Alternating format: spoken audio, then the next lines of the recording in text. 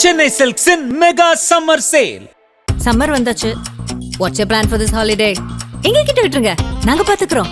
GT Holidays, South India's #1 travel brand. Periyar Maniammai Institute of Science and Technology, Tanjavur. CSE with specialization in AI and ML, data science, cybersecurity and more. மதிமுக பொதுச் செயலாளர் வைகோ கட்டியம் கூறியபடி இந்த தேர்தல் ஆச்சரியத்தை அதிசயத்தை நிகழ்த்தி இருக்கு அப்படிங்கிறத பார்க்குறோம். இதில் வந்து இப்போ திமுக எதிர்க்கட்சிக்கு நோக்கி நகர்ந்திருக்கு. முதல்வர் தோல்வி அடைந்திருக்காரு. பிரேமலதா விஜயகாந்த் வெற்றி பெற்றிருக்காரு. பிரேமலதா விஜயகாந்துடைய மகன் தோல்வி அடைந்திருக்காங்க. நிறைய எம்எல்ஏக்கள், நிறைய அமைச்சர்கள் தோல்வி அடைந்திருக்காங்க. சிலர் வெற்றி பெற்றிருக்காங்க. பல குழப்பமான இதுக்கு நடுவில் இன்னைக்கு தொங்கு சட்டசபை அமைந்திருக்கு அப்படிங்கிறத பார்க்குறோம். 2006க்கு பிறகு இப்படி ஒரு சூழல் அமையுது. இதில் நிறைய கேள்விகள் எழுந்திருக்கு. மீண்டும் லாட்டரியை கொண்டு வரதுக்கான வேலைகள் தொடங்குமா, அதோட பின்னணி என்ன அப்படிங்கிறது குறித்து பார்க்க வேண்டியதாக இருக்கு. தமிழ்நாட்டில் அதிர்வலைகளை ஏற்படுத்தின விஜய் ஏன் பாண்டிச்சேரியில் அந்த அதிர்வலைகளை ஏற்படுத்த முடியல அப்படிங்கிற கேள்வியும் எழுந்திருக்கு. திமுக எதிர்க்கட்சியாக ஆக்டிவா அரசியல் செய்யுமா, அல்லது இந்த முறை வந்து இந்த தோல்வி அயற்சியின் காரணமாக அப்படியே அரசியல் செய்யுமாங்கிற கேள்வி எழுந்திருக்கு. எல்லாத்தையும் விரிவாக பேசிடலாம். Welcome to special sensation. வணக்கம் பிருத்திவி. அண்ணா வணக்கம். வணக்கம். நீங்க சென்சேஷன் ஸ்பெஷல் சொல்லணும், எதுவும் காரணம் தெரியுமா? அண்ணா வந்திருக்காருல, அண்ணா வந்தாலே சென்சேஷன் ஸ்பெஷல். அண்ணா வந்தாலே ஸ்பெஷல் தான். ஆமா, அண்ணா வந்துட்டார் வெளிவிடு அப்படிங்கிறது எல்லாத்துக்கும் பொருத்தமா இருக்கும். ஆமா, அது மாதிரி தான் விஜய் வந்து ஒரு விஜய் அண்ணா வந்துட்டாரு, ஒரு மாஸ் விக்டரிய பதிவு பண்ணிருக்காருன்னு சொல்லணும். உள்ளபடியே வந்து இது ஹிஸ்டாரிக்கல் தேர்தல் தான். இந்த அளவுக்கு ஒரு நம்பர்ஸ் எதிர்பார்க்கல. அழகே ஒத்துக்கிட்டாரு விஜய் அண்ணா. பாத்துங்க, அழகு அவரா சென்சேஷன் பாக்குறாரு, பாத்துட்டு இருக்காரு. அதனால தான் அவர் மெசேஜ் சொல்றேன். ஆமா, அப்படி இருந்தாலும் கங்க அசம்பிளி தொங்கு சட்டமன்றம் தான் அமைய போதுன்ற மாதிரி நம்பர் சொல்றாங்கன்னா, இந்த 108 இன்னும் 10 இந்த நம்பர்ஸ் இருந்தது அப்படின்னா இன்னும் 10 மினிமம் வேணும் விஜய்க்கு. அந்த 10 எங்கிருந்து எடுக்க போறாரு, யார் வந்து தானா வழியக்க வந்து ஆதரவு கொடுக்க போறாங்க அப்படின்றது, வழியக்க யார் ஆதரவு கொடுக்குறாங்களோ அதை வச்சு விஜயோட அரசியல் என்ன பின்னணி எனக்கு நம்ம புரிஞ்சுக்கலாம். தானா வழியக்க காங்கிரஸ் கொடுத்துருவாங்க. காங்கிரஸ் ரெடியா இருக்கு. இப்பவே போய் தலைவணி பாயெல்லாம் போட்டு படுத்துட்டாங்க பனையூர்ல. என்ன கூப்பிடுங்க நான் வரேன் அப்படின்னு சொல்லிட்டு ரெண்டு ஒரு சில நாள்ல முடிவு சொல்றோங்கிறாங்க. அது எப்படி திமுகவோட கூட்டுன்றதுக்கு முடிவு எப்படி சொல்லுங்க? அது என்ன, அதெல்லாம் போய் திமுக திரும்பி கூட பார்க்க மாட்டாங்க காங்கிரஸ். இப்ப இந்த நிலைமைக்கு வந்துருச்சுல, திமுக திருப்பி கூட பார்க்காது. உடனே அவங்க வேலை என்னன்னா, இப்ப முன்னிலையில் 6 இருக்குல்ல, அது ஜெயிக்குதா, அது சர்டிபிகேட் வாங்கணும், நேராக பனையூருக்கு போக வேண்டியது. எத்தனை பேர் இருக்கும், ஆதரவு தரோம், பேச வேண்டியதான். திமுக திரும்பி கூட பார்க்க மாட்டாங்க. பாருங்க, நீங்கனாலும் வந்து ஒன்றும் பேச மாட்டாங்க. முதல்வர் தோல்வி. இப்ப பாஜக முன்னாள் மாநில தலைவர் என்ன சொல்றாருன்னா, ஸ்டாலின் தோத்திருக்காரு, சீமான் தோத்திருக்காரு, ஆறுதல் அப்படின்னு அவர் ஒரு பதிவு போடுறாரு. நக்கலெல்லாம் போடல, உண்மையாவே அந்த பதிவு இப்படி போட்டுட்டு விஜய்க்கு வாழ்த்து சொல்றாரு. யாரு? பாஜக முன்னாள் மாநில தலைவர். ஆனா காங்கிரஸ்ல இருக்கிறவங்க என்ன சொல்றாங்க, விஜய்க்கு வாழ்த்து சொல்றாங்க. அப்ப இதனுடைய பின்னணி நம்ம இப்படியே புரிஞ்சுக்கலாம். யாரு? கார்த்தி சிதம்பரம் சொல்றேன். அவர் விஜய்க்கு வாழ்த்துக்கள் போட்டுட்டு இருக்காரு. திமுக இப்படி ஒரு நிலைமை நோக்கி நகர்ந்துருச்சு, முதல்வர் தோல்வி தழுகிறாரு. இதை பத்தி எல்லாம் அவங்களுக்கு ஒன்றும் கவலை. நான் சொன்னல, இனிமே திமுக பக்கம் வரமாட்டாங்க, அவ்வளவுதான். இல்ல, புதுசா வரக்கூடிய ஆட்சிக்கு வந்து எல்லாருமே சேர்ந்து வாழ்த்து சொல்றது இயல்பான விஷயம். அது இயல்பான விஷயம் தான். ஆமா, அது வந்து ஒரு இது இல்ல. ஆனா நான் விஜயை பாராட்டுறது, ஏன்னா நீங்க கூட்டணி இறுதியாகிறதுக்கு முடியாது. காங்கிரஸ் வந்து என்ன சொன்னுச்சு, குழப்ப விஜய் போகணும், விஜய்னு சொல்லிட்டு இருந்தாங்க. இப்போ வந்து என்ன சொல்லுவாங்க, நேராக 2 தொகுதி ஜெயிச்சாலும் பரவாயில்ல, 3 தொகுதி ஜெயிச்சாலும் பரவாயில்ல, இருக்கிற தொகுதியை பூரா கொண்டு விஜய்கிட்ட கொடுத்துருவோம், நாம் அவங்க பார்த்து ஏதாவது செய்யிட்டோம் அப்படின்னு சொல்லி அந்த நிலைமைக்கு தான் போவாங்க. ஆமாம், இப்போ நம்ம தொடர்ந்து நம்ம நிகழ்ச்சியில் பேசிட்டே இருக்கணும். திமுகவுக்கு எதிராக பல பிரச்சனைகள் இருந்தது. இப்போ திட்டங்கள் ஒரு பக்கம் அவங்களுக்கு கை கொடுத்தாலும், கை விரிச்சது என்பது வந்து சட்டம் ஒழுங்கு பிரச்சனை, கஸ்டோடியல் டெத், அப்புறம் மகளிருக்கான பாதுகாப்பு, கையை விட்டுட்டாங்க. பல பிரச்சனைகள் வந்து திமுகவுக்கு அணிவகுத்து நின்னது. கூடிய கேட்டப்ப என்ன சொல்றாங்க, ஆளுங்கட்சி அந்த திமுக கேட்டப்ப எந்த பிரச்சனையா இருந்தாலும் புகார்னு வந்தா அது செய்யணும் தான் சொல்றாங்க. ஆனா பிரதானமா அதை எடுத்தது எடப்பாடி பழனிசாமியும் தாவேகாவும் பிரச்சாரத்தை. இதில் இன்னொரு விஷயம் காலையிலேருந்து கேள்வி எழுந்துட்டு இருக்கு. இப்போ வந்து மார்டின் லாட்ரி, அவரது மனைவி லால்குடியில் ஒரு பெரிய வெற்றியை பெறுறாங்க. அப்போ அவருடைய மகன் பாண்டிச்சேரியில் வெற்றி பெறாரு, ஜோஸ் தார்லஸ். இங்கே ஆதவர்தன வில்லிவாக்கத்தில் வெற்றி பெறாரு. அப்போ தமிழ்நாடு பாண்டிச்சேரியில் லாட்டரி தொடர்பான பிரச்சனைகள் ஆல்ரெடி பேசப்பட்டுச்சு. திமுக ஆட்சி காலத்திலேயே வந்து லாட்டரி குடும்பம் ஒரு 500 கோடி வந்து திமுக கொடுத்தாங்க அப்படிங்கிற ஒரு பாண்டு பத்திரம் ஆரம்பிக்கிறதுக்காண்டி கொடுத்தாங்க. பின்னாட்கள்ல திமுக அது கொண்டு வரல, இது வெளியானதுனாலே ஒன்றும் தெரியல, செய்யல. இப்போ தங்களுடைய ஆட்சி அமைந்திருக்கிறப்ப அதை இவங்க ஒரு ட்ரையல் பார்ப்பாங்களா அப்படிங்கிற ஒரு விஷயம், ஒரு சந்தேகம் எழுந்திருக்கு. ஆதவர்ஜனா வில்லிவாத ஜெயிச்சிட்டாரு. ஒருத்தர் 2 பேரா 3 பேர்ல, அம்மா பையன் மருமகன். கரெக்ட். ஆனா வெவ்வேறு கட்சிகள் இருந்தாலும் லாட்ரின்னு வரும்போது ஒன்னா இணைஞ்சுக்குவாங்க அவங்க, அதுதான் அவங்களோட பிசினஸே நம்ம. அதனால ஆதவ ஒரிஜினா ஜெயிச்சிருக்காரு வில்லிவாக்கத்துல. அங்க பல சென்னையில குறிப்பிட்டுனா சென்னையில திமுக இந்த அளவுக்கு அடி வாங்குவாங்கன்னு சொல்லிட்டு அவங்களை எதிர்பார்த்திருக்க மாட்டாங்க. திமுக கோட்டையை வந்து தாவேக தகர்த்திருக்காங்கன்னு தான் சொல்லணும். குறிப்பிட்டு சென்னையில சிஎம் ஸ்டாலின் தோல்வி, துரைமுருகன் தோல்வி. துரைமுருகனோட தோல்வி என்பது எதிர்பார்க்கணும் தான். ஏன்னா அவருக்கு மீண்டும் சீட் கொடுக்கும் போதே பல பேர் சொல்லிட்டாங்க தோத்துருவார் அப்படின்ற ஒரு பெருசா வரவேற்பு இல்ல காட்பாடி. குறைவான வாக்குகள். அப்புறம் பல முக்கியமான அமைச்சர்கள் டிஆர்பி ராஜா, பிடிஆர், கடைசி தேர்தல் அப்படின்னு சொல்லிட்டு உருக்கமா தான் வாக்கு கேட்டார். கடைசி தேர்தலாக அவர் சொல்ற மாதிரி இருந்தாலும் அந்த முடிவுங்கிறது அவரை எப்படி வச்சிருக்குன்னு தெரியல. ரொம்ப கலங்கி போயிருப்பாரு இந்த கடைசி தேர்தல். அவர் சொன்னதுனால நான் சொல்றேன். கரெக்டா. அந்த ராமு வந்து 2021 700 வாக்குகள் தான் வீழ்த்தினார். மீண்டும் அந்த ராமுட்ட துரைமுருகன் தோக்குறாரு அப்படின்னா அது வந்து மறுபரிசீலனை பண்ணணும்ல. வெறுமனே ஸ்டார் ஃபேஸ் அப்படிங்கிறதுனால ஓட்டு விடணும்னா நீங்க விஜயா இருக்கணும். அதுலதான் திமுக பலவீனமா இருந்துட்டாங்க. நம்ம வெறுமனே போய் நின்னா போதும் மக்கள் ஓட்டு போட்டுருவாங்க, அதுல வந்து சரியா ஒர்க் அவுட் பண்ணா விஜய வந்து லைட் ஹேண்டடா இது பண்ணிட்டாங்க போல் இருக்கு. கொஞ்சம் அண்டர் எஸ்டிமேட் பண்ணிட்டாங்க விஜய், அப்படிதான் தெரியுது நமக்கு. ஏன்னா இவ்வளவு இந்த அளவு நம்பர்ஸ் வந்து யாருமே எதிர்பார்க்கல. ஆக்சிஸ் மை இந்தியா போல வந்து நிறைய பேர் கடைசியில் வந்து ஏத்துக்க மாட்டோம்னு சொன்னாங்க. அந்த அளவுக்கு நம்பர்ஸ் வராது. 30% ஓட்டு வாங்குவாரு, முடிஞ்சா 10 to 15 சீட்ஸ் வாங்குவாரு எல்லாருமே சொன்னாரு அந்த வீடியோல.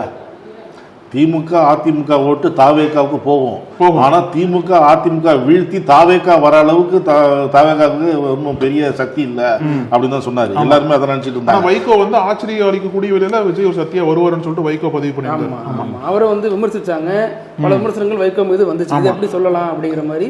அதுவும் இல்லாம இப்ப தேமுதிக என்ன நிலைப்பாடு எடுக்குன்னு பார்க்கணும். விஜய் இந்த மாதிரி ஒரு தொங்கு சட்டம் அமைகிற நேரத்துல இப்போ காங்கிரஸ் இத்தனை ஆண்டு காலம் கூட இருந்த காங்கிரஸே போலாமா அப்படிங்கிற மாதிரி கிரீன் சிக்னலோட காத்திருக்காங்கன்னா நேற்று வந்து சேர்ந்த தேமுதிக என்ன நிலைப்பாடு எடுப்பாங்க? அவங்களுக்கு வரது ஒரு காங்கிரஸ் அந்த 6 முன்னிலை இருக்கு, அது வெற்றி பெற்றதுன்னு வச்சுங்க. ஒரு வேலைக்கு 6 வந்துருச்சுன்னு வைங்க. அந்த 6 எம்எல்ஏக்களே வந்து திமுக எதிர்கட்சியா இருக்கிறோம் அப்படின்னு சொன்னா கூட இங்க இருக்கிறவங்க வந்து விடமாட்டாங்க, போயிருங்க அப்படின்னு தான் சொல்லுவாங்க. ராகுல் காந்தியே சொல்லுவார். சொல்ல போனா கிறிஸ்துவனங்கர் போக மாட்டேன்னு சொல்ல மாட்டேங்கிறாரு. அவர்கிட்ட சொல்லியிருக்கோம் 2 நாள்ல முடிவெடுப்போம் அப்படிதானே சொல்றேன். செல்வ பெருந்தகையால பெருசா பேச முடியாது, அவரே தோத்துட்டாரு. அவராலேயே பெருசா வந்து ராஜினாமா பண்ற மூட்ல இருக்காரு. அந்த மூட்ல இருக்காரு. பெருசா வந்து திமுக தொடரலான்னு சொல்லிட்டு காங்கிரஸ் தலைமையிட்ட பேசுறதுக்கான வாய்ப்பு அவருக்கு கிடையாது. ஏன்னா அவரே திமுக தலைமை ஏத்துக்கிட்டு திமுக சப்போர்ட் பண்ணிட்டு தான் வந்து கூட்டணியில சேர்ந்தாரு. தோல்வி தான் கிடைச்சது இப்போ அவருக்கு. அதனால இதுக்கு மேல நீங்க என்ன முடிவு எடுத்துக்கோங்கன்னு சொல்லிட்டு ஒதுங்கி போயிடுவார் அவரு. இப்போ ராகுல் காந்தி ஒரு புதிய தலைமையை தமிழக காங்கிரஸ் கொண்டு வரலாம்.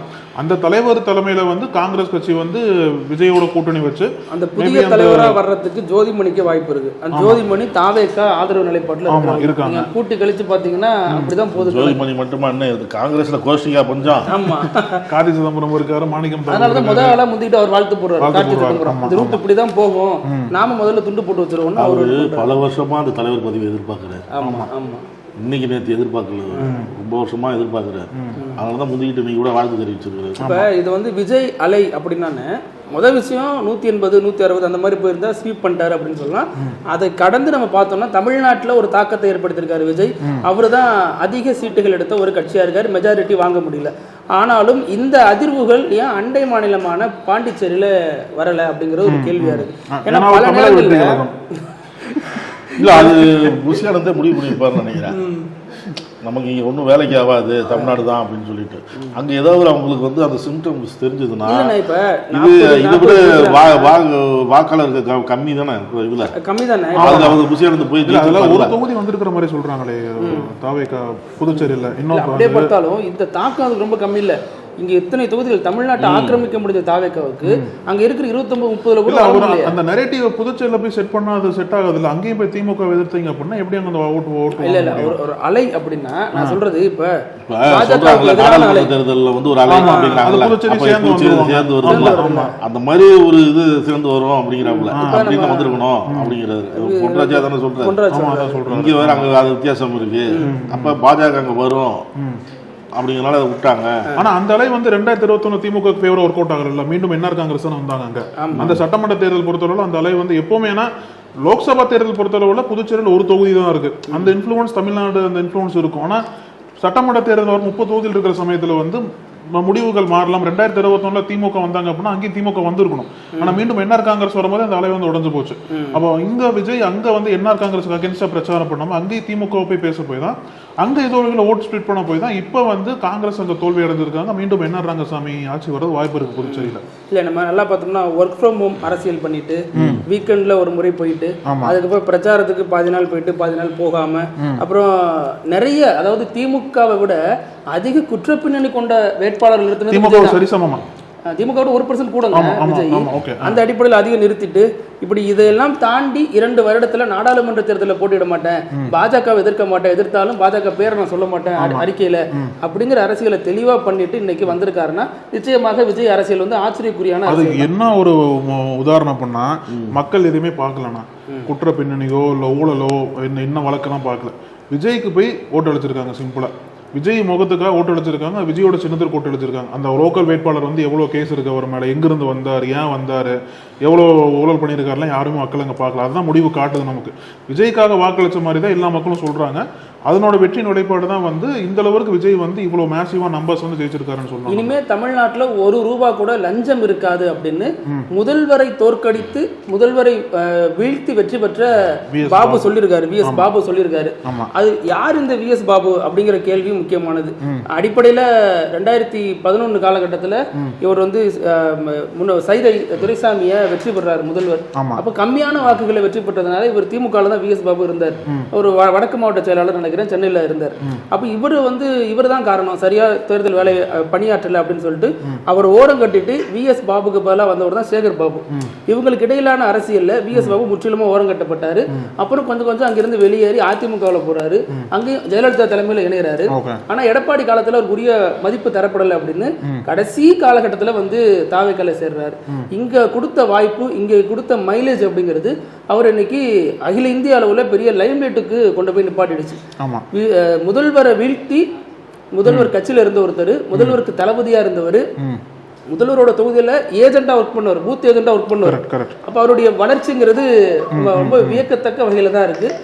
VS பாபுக்கு நிச்சயமாக அமைச்சரவையில இடம் இருக்கு. ஏன்னா அவர் ஸ்டாலினே வீழ்த்தி இருக்காருல்ல, அப்ப நிச்சயமா அமைச்சரவையில் இடம் கொடுப்பாங்கன்னு. இப்போ வந்து நம்ம சென்சேஷன் ஸ்பெஷலா பார்த்துட்டு இருக்கோம். நம்ம அவர் மேடையில பேசும்போது ஆதரவு இருக்கு நான் சொன்னாரு, என்ன சேகர் பாபு படிச்ச பள்ளிக்கூடத்துல எங்க அண்ணா ஹெட் மாஸ்டர் அப்படின்னு காட்டிட்டாங்க. அப்புறம் கடைசியில இப்போ சென்சேஷன் ஸ்பெஷல்னாலுமே லைவா சில காட்சிகள்லாம் பார்த்துட்டு இருக்கோம். நம்ம அங்கே வந்து அண்ணா அறிவாலயத்திற்கு சிஎம் ஸ்டாலின் வந்திருக்காரு. இந்த ரிசல்ட்ஸ்லாம் வந்ததுக்கு அப்புறம் அங்கே வந்து தொண்டர்கள்லாம் கூடியிருக்காங்க. மேபி ஏதோ ஒரு வகையில் ஸ்டேட்மெண்ட் ஒன்று கொடுப்பான்னு எதிர்பார்க்கலாம். நம்ம தொண்டர்கள்லாம் அவருக்கு ஆதரவு முழக்கம் போடுறதை பார்க்குறோம். நம்ம இந்த மாதிரி காட்சிகள் வந்து அவங்க எதிர்பார்த்துருக்க மாட்டாங்க. ஏன்னா வெற்றி வாகை சூடியதுக்கு அப்புறம் எதிர்பாராததை எதிர்பாருங்கள் சொல்ற கமலஹாசனை பக்கத்துல வச்சுட்டு எதிர்பார்க்காம இருக்கிறது அவருடைய தவறு தானே. அதனால கமல் போட்டி போடணும்னு நினைக்கிறேன். அவர் ரொம்ப எதிர்பார்த்து தான் போட்டிடாம போயிட்டாரு டைரக்டா. ஆமா, இதுல ரஜினிகாந்த் தான் ரொம்ப மன உளைச்சல் ஆயிருப்பாரு. என்னன்னா நம்ம வந்திருந்தா அன்னைக்கே சிஎம் இருக்கலாமே. அப்ப ரஜினி சொன்ன ஃபேக்டரிங் ஒர்க் ஆகல பாருங்க. காலம் காத்திருந்து பதில் சொல்லுனாரு. பதில் வந்து ரஜினிக்கு தான் சொல்லியிருக்கு, நீ காத்திருக்காம அன்னைக்கே வந்திருந்தீங்கன்னா நீங்க சிஎம் ஆகிடலாம் அப்படின்னு காலம் காத்திருந்து சொல்லியிருக்கிறாரு. இது வந்து பெரிய வருத்தமா போயிருக்கும். ஆனா இது வரைக்கும் விஜய் வந்து எந்த ஸ்டேட்மெண்ட்டும் கொடுக்கல. விஜயோட அப்பா தான் பேசுறாரு, காங்கிரஸ் உள்ள வரணுங்கிறாரு. அதிகமா பேசக்கூடிய ஆதவர்ஜனா பேசுற மாதிரி எங்கேயும் நம்ம பார்க்கல. நம்ம அதையுமே கவனத்துல வச்சுக்க வேண்டிய. ஆதவர்ஜனா பேசினாரு. நமக்கு தெரிஞ்ச வரைக்கும் விஜய் வந்து ஆலோசனை பண்ணிட்டு இருக்காரு போல. அந்த ஜான் ஆரோக்கியசாமி டீம் வச்சுட்டு அடுத்து நம்ம என்ன பண்ணலாம், அடுத்த கட்ட நடவடிக்கை என்னன்னு சொல்லிட்டு ஆலோசனை பண்ணிட்டு இருக்கிறதா கேள்வி வருது. மேபி பிஹைண்ட் த டோர்ஸ் வந்து முன்னாடியே பல சோர்ஸ்ல என்ன சொன்னாங்க அப்படின்னா, ஒருவேளை இந்த மாதிரி பனையூர் டோரா? ஆமா, பனையூர் டோர் தான். அதுக்கு என்ன சொன்னாங்க அப்படின்னா, அதிமுகவும் தாவேக்காவும் பேச்சுவார்த்தை பண்ணிட்டு இருக்காங்க. இந்த ரிசல்ட்ஸ் வரதுக்கு முன்னாடி ஒருவேளை கங்க அசம்பிளி போச்சு அப்படின்னா அதிமுக அதிகமா வந்து தாவேக்கா கம்மியா வந்தது அப்படின்னா தாவேக்கா அதிமுக சப்போர்ட் பண்ணணும், இல்ல தாவேக்கா அதிகமா வந்து அதிமுக கம்மியா வந்துச்சு அப்படின்னா அதிமுக இவங்களை சப்போர்ட் பண்ணணும். பேச்சுவார்த்தை என்பது அந்த பேச்சுவார்த்தை இப்போ நடந்துட்டு இருக்கலாம். பனையூர்ல பாத்தீங்கன்னா அடுத்த முதல்வர் நாற்காலி விஜய் நோக்கி நகர்றப்ப விஜய் முதல்வர் மாதிரி நகரணும். அதான் நாற்காலி நகர்த்திட்டாருங்க. விஜய் வந்து முதல்வர் மாதிரியே நடக்கிறாரு, சந்திரமுகியா மாறிட்டாரு, சந்திரமுகியா நிக்கிறாருங்கிற மாதிரி டிஃபெண்டர் கார் முதல்வர் அடிக்கடி பயணிக்க டிஃபெண்டர் கார் அதே மாதிரி ஒரு கார்ல அடையாறுக்கு போயிட்டு அம்மா அப்பாவை சந்திக்கிறாரு. எப்ப கட்சி ஆரம்பிச்சப்ப நம்ம ஒன்னா பார்த்தோம், விக்கிரவாண்டி மாநாட்டுல அம்மா அப்பாவுக்கு மரியாதை கொடுத்திருந்தாரு. அதற்கு பிறகு இன்னைக்கு போய் சந்திக்கிறாரு. இந்த அரசியல் அப்படிங்கிறது விஜய் எப்படி தாக்கு பிடிப்பாருங்கிறதா அடுத்த கட்ட எதிர்பார்ப்பா இருக்கு. இப்ப அதிமுக மட்டும் ஆலோசனையும் பண்ணுவாரு. ஏன்னா இப்போ இவர் கட்சி முதல்ல போய் டெல்லியில் போய் பதிவுலாம் பண்ணாருல்ல ஆமா, அப்போ சண்டை வந்துச்சு, எதுக்கு நீங்க பதிவு பண்றீங்க, அதெல்லாம் எனக்கு உடன்பாடு இல்லை அப்படிலாம் சொல்லி எல்லாம் போட்டாரு வந்தாரு. எது எப்படி இருந்தாலும் இவர் எல்லாம் மகனுக்காக பல்வேறு முயற்சிகளை தொடர்ந்து எடுத்துக்கிட்டு தான் வராரு. அவர் வந்து ஆலோசனைக்கு கூப்பிடலனாலும் தேர்தலுக்கு முன்பு கூட்டணி அமைப்பு வைக்கிறதுக்கு முன்பு காங்கிரஸ் வந்து சேரணும், சேர்ந்தா ஒரு பலமா இருக்கும் அப்படிலாம் கருத்து சொன்னவர் தான். இப்பவும் அந்த கருத்தை சொல்றவர் தான். அதனால அவரு அந்த முயற்சியை தொடர்ந்து எடுத்துட்டு தான் இருக்கிறாரு. இன்னொரு 10-11 எம்எல்ஏ வந்தா விஜய் பெரும்பான்மையை பிடிச்சிருவாரு. ஆனாலும் அந்த அழகு சொல்ற மாதிரி இந்த பெரும்பான்மையை பிடிக்க யார் உதவ போறா, காங்கிரஸா பாஜகவா அன்புமணியா அப்படிங்கறதெல்லாம் பார்க்க வேண்டியதா இருக்கு. நம்ம அன்புமணி ஒரு 5, ஆனா இப்ப அந்த ஃபேக்டர் உடஞ்சிருச்சு பாருங்க. ராமதாஸ் சசிகலா கூட்டணி வெற்றி பெற்றிருந்தால் இவங்க செய்த துரோகம் மக்கள் மத்தியில இருக்கு, மக்கள் வந்து அதை ஏத்துக்கிட்டாங்க, அதனால இவங்களை விரட்டி அடிச்சிட்டாங்கன்னு புரிஞ்சுக்கலாம். ஆனா அந்த செல்ஃப் எடுக்கவே இல்லை. இப்போ வந்து கட்சி முற்றுமுழுதா அன்புமணி கண்ட்ரோல்ல போயிடுச்சு. அது மாதிரி சசிகலாவுடைய தாக்கம்ங்கிறது பெரிய அளவுல எடப்பாடியை பாதிக்கல. அவர் அதே தொகுதி தான் வாங்கியிருக்காரு. ஆனா இந்த முறை எதிர்க்கட்சி அந்தஸ்தை விட்டு இறங்கியிருக்காரு. பார்க்க வேண்டியதா இருக்கு. மக்கள் என்ன முடிவு பண்ணிட்டாங்க அப்படின்னா, நீங்க எத்தனை கூட்டணி வேணா போடுங்க, நாங்க வந்து விஜய்க்கு ஆதரவளிக்கலாம் மாதிரி எல்லாமே ஃபுல் ஸ்கேலா வந்து விஜய்க்கு ஓட்டு போட்டுக்கிட்டு தான் பார்க்க முடியும். ஆனா மக்களுக்கு எது எப்படி வேணாலும் நடக்கலாம். காங்கிரஸ் வந்து முயற்சி எடுத்துட்டு இருக்கா தகவல் வெளியாகிட்டு இருக்கு. ஆமா, காங்கிரஸ் வந்து தாவேக்கா கூட பேசுறதுக்கு அனைத்து விதமான முயற்சிகளும் எடுத்துக்கிட்டு இருக்காங்க அப்படின்னு வெளியாகிட்டு இருக்கு. அது 6 தொகுதியில் முன்னணியில் 10த்துக்கு அவங்க எது வேணாலும் செய்வாங்க. இப்போ பாமக கூட கூப்பிட்டுவாங்க.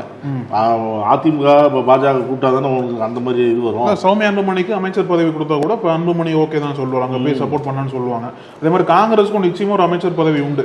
ஆனா இந்த கூட்டணி உடைச்சிட்டு நீங்க இப்ப திமுக தலைமையிலான கூட்டணியில காங்கிரஸ் இப்ப போதும் நம்ம சொல்றோம்ல, அது மற்ற கட்சியில இருக்கும்னு நினைக்கிறீங்களா? நீங்க வாய்ப்பு வந்து அவங்க பயன்படுத்திக்க மாட்டாங்களா? ஆமா, அந்த வாய்ப்பு வந்ததுன்னா கண்டிப்பா பயன்படுத்திக்குவாங்க. இதுல அரசியல் ஏதாவது நிரந்தர நண்பனும் இல்லை, எதிரியும் எலெக்ஷன் முடிஞ்சு போச்சு. அதான் போய் இத்தனை வருஷம் நம்ம பயணம் செய்து வந்துட்டோம். கேட்ட தொகுதியும் கொடுக்கல, குறைச்சு கொடுத்தாங்க. கொடுத்த தொகுதியும் நம்ம எதிர்பார்த்தது வெற்றி கிடைக்கல, கம்மியா தான் கிடைச்சிருக்கு. அப்படி இருக்கும்போது இந்தாண்ட போனா ஒரு வாய்ப்பு பயன்படுத்திக்க கூடாதா அப்படின்னு கூட அவங்க நினைக்கலாம்ல. அந்த மாதிரி வாய்ப்பு வந்தது அப்படின்னா கட்சியை பலப்படுத்த போறாங்க அப்படின்னு அவங்க நினைப்பாங்க. அதுக்கான வாய்ப்புகளும் உண்டு. எப்படி வேணாலும் யோசிக்கலாங்க, எப்படி வேணாலும் யோசிக்கலாம். இப்போ வந்து இது வரைக்கும் ஸ்டாலின் தோல்வியே கண்டதில்லை. செயல் தலைவர் ஆனதிலிருந்து 2017, 19, 21, 24ன்னு எந்த தேர்தலையும் தோல்வி சந்திச்சதில்லை. அதுவும் இல்லாமல் நகர்ப்புற ஊரக உள்ளாட்சி தேர்தல்னு எதை எடுத்துக்கிட்டாலும் ஸ்டாலினோட கிராஃப் ஏறியே தான் இருந்துச்சு. இப்போ இந்த முறை அவர் விழுந்திருக்க பள்ளம்ங்கிறது ரொம்ப ஆழமான பள்ளம். இது வரைக்கும் நீங்கள் பார்த்தீங்கன்னா இந்த 5 மாநில தேர்தல்களில் முதல்வர்கள் எங்கேயுமே தோற்கல. தோற்ற ஒரே மாநிலம் தமிழ்நாடு. ரொம்ப பவர்ஃபுல்லான லீடர்னு சொல்லப்பட்ட ஸ்டாலின் இந்த தோல்வியை தழுவிருக்காரு. அவருடைய செல்ல தொகுதியான குளத்தூர்லயே செல்ல குழந்தை மாதிரி அதையும் பார்க்க வேண்டியதா இருக்கு. செல்ல குழந்தை மாதிரி பாத்துக்கிட்டாங்க. ஒரே வேவ்ல வந்து விஜய் வந்து மொத்தமா திமுக அதாவது பக்கத்துல பெரம்பூர் இருக்குல்ல, விஜய் போட்டியிடாரு இல்லையா, அவர் தாக்கம் கூட இருக்கலாம். ஆமா, ஆனா இப்ப அந்த அளவுக்கு முதல்வரும் தொகுதிக்கு செய்யலையா, அல்லது ஏன் முதல்வர் மீது அப்படி ஒரு வெறுப்பு அந்த மக்களுக்கு வந்துச்சு அப்படிங்கறதையும் பார்க்க வேண்டியது இல்ல. முதல்வர் தொகுதியை தொடர்ந்து ஜெயிச்சுட்டு இருக்காரு, 4வது முறையாக போட்டியிடுறாரு அப்படிங்கிற அலட்சியத்துல திமுக கவனக்குறைவா இருந்துட்டாங்க. எல்லாருமே திமுக கூட்டணி பலவீனமா இருந்ததுன்னு சொல்றாங்க. ஆனா கூட்டணிக்குள்ளேயே பெரிய ஒரு கூட்டணி நம்ம தொகுதி பங்கீட்டிலேயே பல மனவர்த்தங்கள் எல்லாமே இருந்தது. கீழே ஜெல்லாவில் தொண்டர்கள் மத்தியில ஜெல்லாவில் அப்படின்லாம் சொல்லப்பட்டது. விருதாச்சலத்துல பிரேமலதா விஜயகாந்த் ஜெயிப்பாங்களா அப்படின்னு சந்தேகமா இருந்தது. ஏன்னா தொண்டர்கள் ஜெல்லாவில் அவர் அந்த திருமாவளவன் பேசும்போது அவங்க எழுந்திருக்கல. ரெண்டாவது 10 தொகுதி கூட கொடுத்தது 2 தொகுதி குறைச்சு கொடுத்தது. இதெல்லாம் கிரவுண்ட்ல வந்து தொண்டர்கள் மத்தியில ஒரு பெரிய அதிருப்தி இருந்தது அப்படிலாம் சொல்லப்பட்டது. அதையும் மீறி பிரேமலதா விஜயகாந்த் விருதாத்துல ஜெயிச்சிருக்காங்க. இது வரைக்கும் கரூர்ல 41 குடும்பத்தின் வீட்டுக்கு விஜய் போகாதது காரணம் பாதுகாப்பு இல்ல, இந்த அரசாங்கம் பாதுகாப்பு செஞ்சு தரலன்னு. இனிமே அரசாங்கமே விஜய் தான். அப்ப விஜய் நடித்தா போகலாம். இப்ப பதவியேற்று அம்மா அப்பாவை பாக்குற விஜய் அந்த 41 குடும்பத்துக்கு நான் அப்பாவா அண்ணனா இருப்பேன், தம்பியா இருப்பேன், மாமாவா இருப்பேன்னு சொன்னார் இல்லையா, அங்க அடுத்து போகிறாரா அப்படிங்கிற போவாருன்னு சொல்றாங்க. போகணும்னு எதிர்பார்ப்பு இருக்கு. நான் அவர் தான் என்ன சொன்னார் அப்படின்னா, நான் ஜெயிச்சு நான் உட்கார் வைங்க, நான் வந்து ஒரு கிராமம் வரேன்னு சொன்னாங்க. கிராமமா வரேன். மேபி இப்போ ஜெயிச்சிட்டாரு அப்படின்னா தனிப்பெரும் மெஜாரிட்டியே வரல. அது யார் வந்து கூட சப்போர்ட் பண்றாங்கன்னு தெரிஞ்சு ஒரு 2-3 நாள் ஆகும்னு நினைக்கிற பேச்சுவார்த்தை எல்லாம் முடிச்சுட்டு இது பண்றது. அப்புறம் தான் May 8ஆம் தேதி எல்லாம் சொல்றாங்க இல்லையா, அந்த டேட்ல வந்து விஜய் பதவி ஏற்பார் மாதிரி சொல்றாங்க. ஆனா ஜெயிச்சிட்டாரு இப்போ. இதுக்கப்புறம் அந்த எதிர்பார்ப்பு வந்து மக்கள் இடத்துல ஆப்வியஸா நேச்சுரலா இயலும். இவர் சொன்ன வாக்குறுதிகள்லாம் நிறைவேற்றணும், அது மட்டும் இல்லாம இவர் எங்கெங்கெல்லாம் வந்து கோட்டை விட்டார் அங்கெல்லாம் வந்து மக்களை சந்திக்கணும், மக்களை முதல்ல சந்திக்கிற அந்த ஸ்டேஜை வந்து விஜய் உருவாக்கணும் மட்டும்தான். இன்னும் ஒரு 100 நாள் மக்கள் எதிர்பார்ப்பாங்க. 100 நாளுக்கு மேல எதுவுமே விஜய் செய்யாம சைலண்டா இருந்தார் அப்படின்னா ஆப்வியஸா வந்து அவருக்கு எதிராக பல கோபங்கள் மக்கள் இடத்துல வெளிப்படும். அப்போ ஒரு வருஷத்துக்குள்ள விஜயோட ஆட்சி எப்படி இருக்க போகுதுன்னு சொல்லிட்டு அவரோட தெரிஞ்சிடும் ஃபர்ஸ்ட் இயர்ல எப்படி பண்றாங்க அப்படின்னு. இதுல ரெண்டாவது அழகு நெரேட்டிவ் செட் பண்ணாங்க. யாரு? தாவேக்கா நெரேட்டிவ் செட் பண்ணாங்க. எலெக்ஷன் அன்னைக்கும் எலெக்ஷனுக்கு பிறகும் எக்ஸிட் போலுக்கு பிறகும் தாவேக்கா செய்த நெரேட்டிவ்ல தான் இந்த வெற்றி வந்து சாத்தியமானுச்சுங்கிற விஷயம் சொல்லப்படுது. எனக்கு என்னன்னா இந்த நெரேட்டிவ் முன்னாடியே ஒரு ஆள் பண்ணிட்டாங்க, ஒரு கட்சி. யாருன்னா காங்கிரஸ்.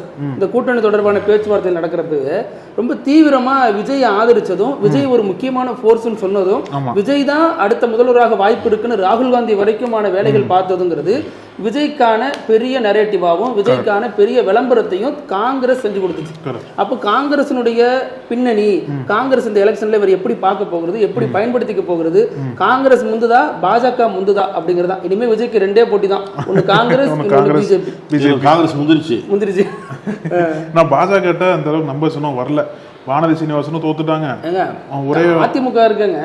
அதிமுக கூட்டணி வந்து பாஜக கழட்டி விட்டு வருவாங்க, பாஜக கூட வரமாட்டாங்களே அவங்க. ஒன்னும் அதிமுக எடப்பாடி பழனிசாமி பாஜகவை கழட்டி விட்டுட்டு ஃபுல்லா விஜய் பக்கம் சாயறது கூட வாய்ப்புகள் இருக்கு.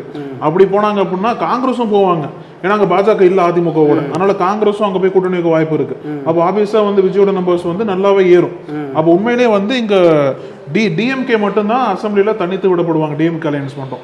அப்போ டிவிகே, ஏடிஎம்கே, காங்கிரஸ் எல்லாம் ஒரு சைடுல இருப்பாங்க. களம் பாருங்க, விஜய் உதய், இதுதான் களம். இனிமே தமிழக அரசியல்ங்கிறது இப்போ இதை நோக்கி தான் பயணிக்கிறது.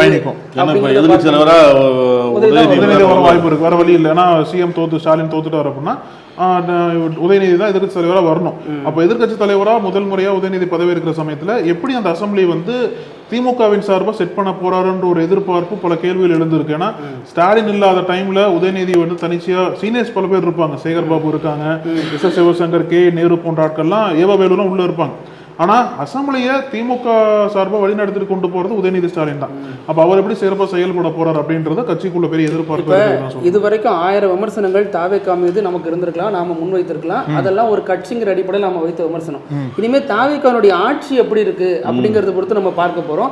அதுல தாவேக்கா ஆட்சி நல்லது செய்தா தாராளமா நல்லது செஞ்சிருக்காங்கன்னு பாராட்ட போறோம். விமர்சனம் செய்தால் மிக கடுமையாக விமர்சிக்கிறதும் நக்கீரனா தான் இருக்கும் அப்படிங்கறத நம்ம அந்த இடத்துல பதிவு. அந்த வாக்குறுதிகள்ல தான் மக்கள் வந்து பெருசா எதிர்பார்ப்பாங்க. இப்போ வந்து எல்லாத்துக்கும் ஃப்ரீ பஸ் கொடுக்கறது, அப்புறம் வந்து சிலிண்டர் திட்டங்கள், அதெல்லாமே வந்து விஜய் ஒர்க் அவுட் பண்ணோம் அப்படின்னா அதுக்குன்னு தனி பட்ஜெட் பெருசா தேவைப்படும். இதெல்லாம் பார்த்தா மக்கள் விஜய்க்கு ஓட்டு போட்டாங்கன்னு நினைக்கிறீங்க? அது ஒரு ஃபேக்டரா இருக்கும். ஆனா மேபி விஜய்க்காக மட்டுமே 10,000 ரூபாய் தராருன்னாங்க. அதுக்கே வந்து பெரிய செல்ஃப் இல்லையே மக்கள் மத்தியில, பெரிய செல்ஃப் எடுக்கல அந்த ஒரு வாக்குறுதி எல்லாம். சோ இது வந்து சொன்ன மாதிரியே விஜய் வந்து அந்த 8000 கூப்பனு திமுக சொன்னது, அவரு சொன்ன 10,000 ஃப்ரிட்ஜ் எதுவுமே எடுபடல.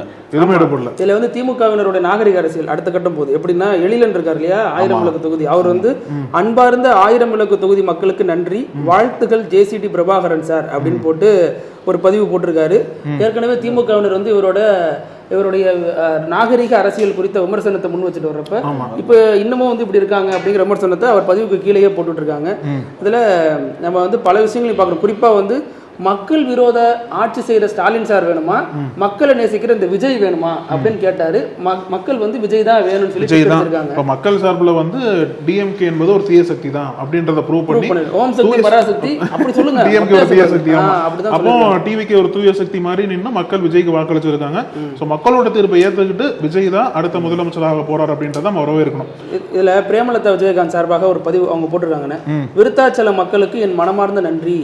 சட்டமன்ற தேர்தல் 2026 விருத்தாச்சலம் தொகுதியில் எனக்கு வழங்கிய மகத்தான வெற்றி உங்கள் அன்பும் நம்பிக்கையும் காட்டுகிறது. இந்த வெற்றி என் தனிப்பட்ட வெற்றி அல்ல, அனைவரின் வெற்றி. என்னை நம்பி வாக்களித்த ஒவ்வொரு வாக்காளரும் என் இதயம் கனிந்த நன்றியை தெரிவித்துக் கொள்கிறேன்.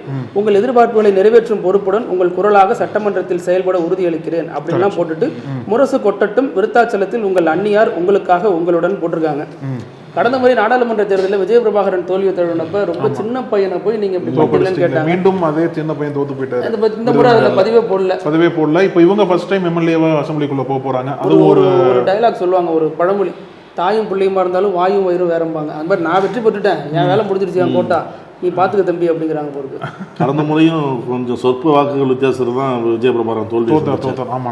குதிரை பேரம் அப்படிங்கிறது பயங்கரமா போக போகுது. ஹார்ஸ் ட்ரோஜன் ஹார்ஸ் எல்லாம் கிடையாது.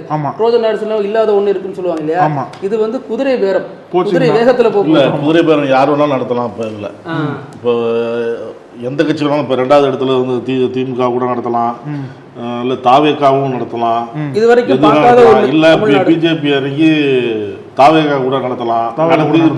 கொண்டாந்து ஏடிஎம் கூட சேர்த்து அவ்வளவு நம்பர்ஸ் தாவேகா விட்டு வருவாங்கன்னு கேட்ட பெரிய சந்தேகம் தான். மேபி தாவேகா நடத்த கொள்கை ரீதியா போய் எல்லாம் எம்எல்ஏ ஆகணுங்களா? இல்ல கடைசி நேரத்துல போய் ஒரு நாள்ல சேர்ந்து எம்எல்ஏ ஆனவங்க தானே. பட் இல்ல அந்த நம்பர்ஸ் வந்துட்டாங்கல்ல, 107 மேல போயிட்டாங்க, வந்துட்டாங்க. அப்புறம் அதோட ஆப்ஷன் நீங்க கொடுத்தா வரமாட்டாங்களா?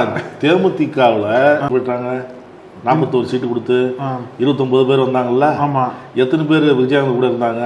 எம்எல்ஏ இருக்கும் போதே ஜெயலலிதாவை சந்திக்கலையா? 29 எங்க 107 எங்க? அது ஆபீஸா பெரிய எடுத்தாங்கல்ல டிவி. இது எது வேணாலும் நடக்கலாம் அரசியல்ல, எது வேணாலும் அரசியல்ல நடக்கலாம். எல்லாம் அவங்க வழக்கு பின்னணி அது இதுன்னு பாஜக பார்க்கணுமே. ஏதாவது வழக்கு பின்னணி இருந்ததுன்னு வச்சுங்க, அதை வச்சு இப்ப விளையாடும், அதை வச்சு ஏதாவது பண்ணுவாங்க. எது வேணாலும் நடக்கலாம். வரைக்கும் நாம பார்க்காத குதிரை பேரம் கண்டிப்பா நடக்கும். அதனாலதான் 2 நாளைக்கு முன்னாடியே அவர் என்ன சொன்னாரு, எல்லாத்தையும் 33 வேட்பாளரையும் பனையூர் கழிச்சாரா? எங்க இருந்துச்சு? இப்ப ஆளும் திமுகவுக்கு அந்த கான்பிடன்ட் இல்ல, அதிமுகவுக்கு அது இல்ல, விஜய்க்கு மட்டும் யாரு அது என்னன்னு தெரியல. அவங்க இப்ப சர்வே அவங்களும் எடுத்திருப்பாங்கல்ல, எல்லாரும் எடுக்கிறாங்க. உங்களுக்கு பெரம்பூர் எப்படி அவர் செலக்ட் பண்ணாரு? ஹோம் ஒர்க் பண்ணி தான் செலக்ட் பண்ணாருன்னு சொல்றாங்க. இத்தனை தொகுதி இருக்கு, எத்தனையோ தொகுதி இருக்கு. திருச்சி கிழக்கு, பெரம்பூர், இது 2 அவர் எப்படி செலக்ட் பண்ணாரு அப்படின்னு கேட்கறாங்க. அப்படிங்கும்போது அதுக்கான ஹோம் ஒர்க் பண்ணியிருக்கிறாரு, அதுக்கான சர்வே எடுத்திருக்கிறாரு. சர்வே எடுத்துக்கும் போது நமக்கு இவ்வளவு சாதகமா வரும் அப்படின்னு தெரிஞ்சதுக்கு அப்புறம் தான் அந்த 2 தொகுதியும் அறிவிக்கிறாரு அப்படிங்கிறாங்க. அது வந்து நம்ம சாதகமா நினைக்க கூடாது. விமர்சனங்கள் பல இருந்தாலும் அவரும் ஏற்கனவே பிரசாந்த் கிஷோர் மாதிரி எல்லாம் இருந்தவர் தான். சர்வே எடுத்திருப்பாங்க, எல்லாம் கணக்கு பண்ணியிருப்பாங்க. அவர் தான் பேசும்போதே சொல்றாரு, நாங்கள் 40 நான் எதிர்பார்த்தோம் அப்படின்லாம் சொல்றாருல்ல. அந்த இதில் வச்சு தான் அவங்கெல்லாம் ரெடி பண்ணியிருக்காங்க. அதை வச்சு தான் பனையூருக்கு எல்லா பேரையும் அழைச்சிருக்காங்க. குதிரை பேரத்துக்கு போகக்கூடாது, கடைசி வரைக்கும் தோல்வியாக இருந்தாலும் பரவாயில்ல, கடைசி வரைக்கும் வாக்கு எண்ணும் மையத்தில் இருந்து பார்த்துட்டு, ஏன்னா 500 வித்தியாசத்தில் வரும், 200 வித்தியாசத்தில் வரும் அப்படின்னு சொல்லி அட்வைஸ் பண்ணி அனுப்பியிருக்கிறாரு. ரொம்ப உருக்கமாக பேசியிருக்கிறாரு விஜய். உங்களை நம்பிதான் நான் இருக்கிறேன், நீங்க எந்த நிமிஷம் எது நடந்தாலும் தாங்கிங்க, நேராக குதிரை பேரத்துக்கு போகாதீங்க, நேராக பனையூருக்கு வாங்க அப்படின்னு ரொம்ப உருக்கமாக பேசியதா தகவல் வெளியாகிருக்கு. அதுல சில வேட்பாளர்கள் வந்து நாங்கள் பொருட்செலவு பண்ணியிருக்கிறோம், லட்சங்கள் செலவு பண்ணியிருக்கிறோம், உங்களை நம்பி தான் பண்ணியிருக்கோம், அதையும் நீங்க கவனத்தில் கொள்ளணும், ஒருவேளை தோல்வி அடைஞ்சிருந்தா அதையும் நீங்க கவனத்தில் சொல்லணும். சில வேட்பாளர்களும் விஜய்கிட்ட சொல்லியிருக்காங்களாம் அந்த ஆலோசனை கூட்டத்தில். எல்லாம் நான் பாத்துக்கிறேன் அப்படின்னு தான் சொன்னாராம். தாய்லாந்துக்கு ஒரு டீம் பறக்க போறது கன்ஃபார்ம், கண்டிப்பா நாம சொன்ன மாதிரி தாய்லாந்து போயிடும். இதுல எது எப்படியோ இந்த எலெக்ஷனை பொறுத்த வரைக்கும் ஒரு நல்ல தாய்லாந்தும் போகலாம், இங்க ஒரு இடத்த தாய்லாந்து மாதிரி ரெடி பண்ணலாம். ஆமா, நம்ம ஐபிஎல் எல்லாம் பாத்துட்டு இருக்கோம், அது மாதிரி இது ஒரு நல்ல என்டர்டெயின்மெண்டா அப்படி போனது. அப்படிதான் பொலிட்டிக்கல் லீகா எடுத்துக்கலாம். எல்லா தேர்தலும் ப்ரிப்பேர் பண்ணீங்க. அது மாதிரி இதுல நிறைய டிமாண்ட் வரும். பாத்தீங்கன்னா விஜய்க்கு சாதகமாக ஒரே ஒரு கருத்து கணிப்பு வந்துச்சு, மை ஆக்சஸ் இந்தியா. இனிமே அவர் கையிலே பிடிக்க முடியாது, அவர் அழுவாருன்னு சொன்னவங்க எல்லாம் அழுவ ஆரம்பிச்சிட்டாங்க. இப்ப ஏன்னா அவர் சொன்னது நடந்துருச்சு.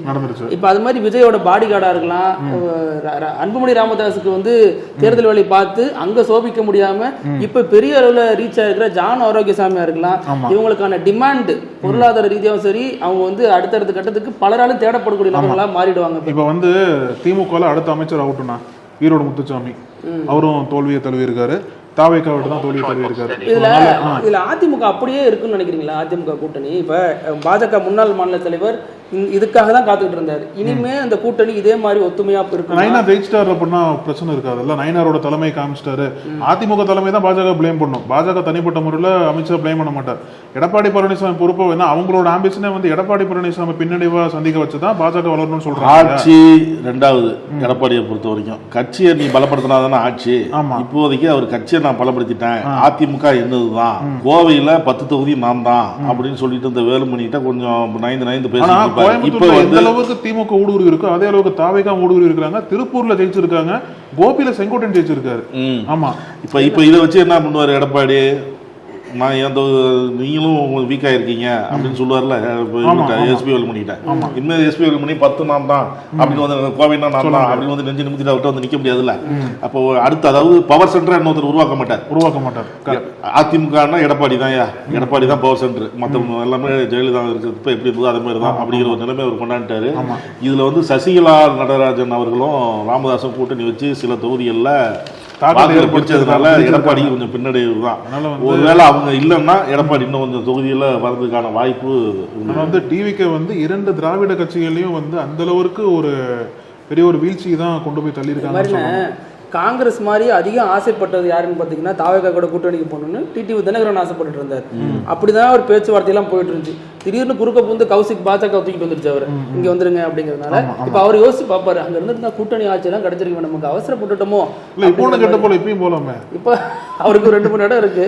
ஆனாலும் வடக்கு ஆனா இப்ப வந்து ஒவ்வொரு எம்எல்ஏ விஜய்க்கு தேவையில்ல, ஒவ்வொரு எம்எல்ஏவும் மேக்ஸ் டிஃபரன்ஸ்ல. அதனால அது கூட வச்சு விவரமா தான் போட்டிடாம தப்பிச்சிட்டாரு. அவருக்கு அப்பவே எல்லாரும் சொன்னாங்க அவர் நின்னா தோத்துருவாரு, அதனாலதான் செய்யல. அது வந்து என்ன சொன்னாரு, அது வேற மாதிரி சொல்லி அவர் சமாளிச்சிட்டாரு. என்ன நம்பி எத்தனை பேர் இருக்கிறாங்க, அவங்களுக்கு வாய்ப்பு கொடுக்கணும் அப்படின்னு சொல்லி சமாளிச்சிட்டாரு. இதுல சிலர் வந்து என்ன சொன்னாங்கன்னா, இத்தனை தொகுதி திமுக ஜெயிக்குதோ இல்லையோ தாவேகா அவ்வளவு தொகுதி வராது, வந்துச்சுன்னா நான் பேசுறதே நிப்பாட்டிக்கிறேன்னு சொன்னவர்களா இருக்காங்க. நிறைய தொகுதிகளில் நான் எப்படி சொன்னேன் அதெல்லாம் அப்படின்னு சொல்லி மாத்திடுவாங்க. அது இல்லாம திமுக இவ்வளவு தொகுதிகள் வராது, 180 ஸ்வீப் அடிக்கும் அப்படின்னு சொன்னவங்களும் இருக்காங்க. இது வந்து கள நிலவரம், அந்த இருக்கக்கூடிய தமிழ்நாட்டில் எல்லோரும் சொல்லக்கூடிய ஈக்குவேஷன் இது எல்லாத்தையுமே உடைச்சு சுக்குநூறா ஆக்கிடுச்சு. பிற மாநிலங்கள்லயும் இதே மாதிரியான சம்பவங்கள் நடந்திருக்கு. கேரளாவிலையும் இப்போ அப்படிதான் நடந்திருக்கு. வெஸ்ட் பெங்கால் 293 தொகுதிகளில் 200 தொகுதிகளில் பாஜக 87 தான் மம்தா பானர்ஜி முடிச்சிருக்காங்க. அதே மாதிரி கேரளால காங்கிரஸ் ஆட்சி. இந்த 5 மாநிலங்களை பார்த்தீங்க அப்படின்னா 3ல் ஆட்சி மாற்றம். தமிழ்நாடு, கேரளா, வெஸ்ட் பெங்கால். அசாம்ல ஏற்கனவே பிஜேபி ரிட்டைன் பண்றாங்க. புதுச்சேரியில் என்ஆர் காங்கிரஸ் பிஜேபி கூட்டணி ரிட்டைன் பண்றாங்க. இப்போ பிஜேபி வந்து பெரிய ஃபிளிப் பண்ணியிருக்காங்க வெஸ்ட் பெங்கால். இதன் மூலியமா வடகிழக்கு மாநிலங்கள், வட இந்திய மாநிலங்கள் எல்லாமே பிஜேபி கண்ட்ரோல தான் இருந்தது. அங்க வெஸ்ட் பெங்கால் மட்டும் எக்ஸப்ஷனலா இருந்தது. இப்போ அங்கேயும் பிஜேபி ஆட்சி வந்ததுனால வெஸ்ட் பெங்கால், நார்த் ஈஸ்ட், அப்புறம் வந்து பக்கத்தில் இருக்கக்கூடிய பீகார் எல்லாம் பிஜேபி தான். ஆனா அழகு சொல்ற பாயிண்ட் ரொம்ப முக்கியமானது நான் பாக்குறேங்க. தமிழ்நாடு, மேற்கு வங்காளம், பஞ்சாப் இது 3மே பாஜகவுக்கு அடிபணியாத மாநிலங்களா அது வரைக்கும் இருந்திருக்கு. இப்போ அதற்கான காலகட்டம் வந்து நெருங்கிடுச்சு. பாஜக மேற்கு வங்காளத்துல வந்து பஞ்சாப்ல அதற்கான வேலைகள் இறங்கிட்டாங்க. தமிழ்நாட்டுல நேரடியா வரல அப்படின்னாலும் இது ஏதோ ஒரு விஷயத்தை அவங்க செய்ய போறாங்க அப்படிங்கறத புரிஞ்சுக்க முடியுது. இப்ப விஜய் வருகிறார், அதாவது மகளிர் வாக்குகளை அதிகம் எடுத்ததுனாலதான் வரார், தலித் வாக்குகளை அதிகம் எடுத்ததுனாலதான் விஜய் வரார். அப்படிங்கிறப்ப டாஸ்மாக் விஜய் மூடுவாரா அப்படிங்கிற கேள்வி இருக்கு. ஏன்னா திமுக பண்ண தப்புங்கிறது டாஸ்மாக் இவங்களே பல இடங்களில் சொல்லியிருக்காங்க. மதுவுக்கும் போதைக்கும் மக்களை ஆழ்த்தினது திமுக அப்படிங்கிற விமர்சனத்தை வைக்கிறாங்க. அதே மாதிரி தலித் மக்கள், குறிப்பா இப்ப கவின் ஆணவ படுகொலை எல்லாம் நடந்துச்சு, அப்பதான் வாய் திறக்கல. இப்ப சிஎம்ஏ ஆக போறாரு. அப்படிங்கிறப்ப இப்போ தலித் மக்களுக்கு ஆதரவாக விஜய் குரல் கொடுப்பாரா? திருப்பரங்குன்றம் இஸ்லாமிய மக்களுக்கு ஆதரவாக நிற்பாரா? மீண்டும் இந்த வழக்கெல்லாம் வரும். அதே மாதிரி நெருக்கடிகளை சந்திக்கிறப்ப விஜய் அந்த மாதிரியான ஒரு பிராமிஸ் பண்ணுவாரா? கிறிஸ்தவ மக்களுக்கு ஆதரவாக இப்ப வட மாவட்டங்கள்ல, வட மாநிலங்கள்ல தாக்குதல் நடத்தப்பட்டுச்சு. நீங்க சொன்ன அந்த FCRA சட்டம் அது வந்து பல சர்ச்சைகள் ஏற்படுத்துனுச்சு. டீலிமிட்டேஷன், ஹிந்தி திணிப்பு, இது எல்லாமே அவுட் ஆஃப் சிலபஸ் ஆயிடுச்சா தமிழ்நாட்டுக்கு, அல்லது இது இன்னுமே ட்ரெண்ட்ல இருக்குதா அப்படிங்கறத நம்ம பார்க்க வேண்டியதா இருக்கு. இப்போ இன்னொரு அப்டேட் கொடுத்துடலாம்னா, இப்போ விஜய் என்ன சொல்லியிருக்காரு அப்படின்னா, எல்லா எம்எல்ஏக்களுமே வந்து வெற்றி சான்றிதழோட பணியோர் கிளம்பிவாங்க. மாமல்லபுரத்துல ரிசார்ட் ஒன்று, அங்க மே 8ஆம் தேதி வரைக்கும் தங்க வைக்கப்படுறாங்களா, யாருக்கும் மொபைல் போன் அலௌட் கிடையாது. நம்ம 108 தொகுதி பெரும்பான்மை இவருக்கு கிடைக்குமா, என்ன செய்யணும் அப்படின்னு சொல்லலாம். ஆனா எது எப்படி இருந்தாலும் முதலமைச்சராக இருக்கக்கூடியவர் விஜய் தான். புஷானந்த் இப்ப சொல்றாரு, செய்தியாளர் சந்திப்பு அவர் வெற்றி பெற்றதுக்கு அப்புறம் சொல்றாரு, எல்லாரும் நாங்கெல்லாம் சந்தோஷமா இருக்கிறோம். அதாவது எதிர்கால போக்குவரத்துறை அமைச்சர். ஆமா, அப்படி கூட எதிர்காலம்லாம் இல்ல, வந்துருவாரு. அவர் வந்து எல்லாரும் அவர் வந்து முதலமைச்சராக விஜய் அவர்கள் பொறுப்பேற்க இருக்கிறாங்க.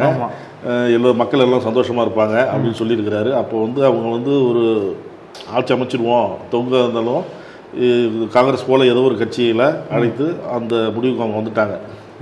எப்படி இருந்தாலும் எந்த ஆட்சி அமைஞ்சாலும் நக்கீரன் எதிர்கட்சி தொடர்ந்து செயல்படும். இது நக்கீரன் வந்து எதிர்கட்சியாக தொடர்ந்து செயல்படும், யார் எப்படி ஆட்சியில் இருந்தாலும்.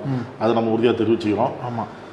ஸோ மக்கள் தீர்ப்பை தொடர்ந்து விஜயோட ஆட்சி மலர போதுன்னு தான் சொல்லி நம்ம இந்த நிகழ்ச்சியை முடிக்கலாம். தொடர்ந்து அவரோட செயல்பாடுகள் பற்றி வரக்கூடிய நாட்கள் நம்ம தொடர்ந்து பேசலாம்.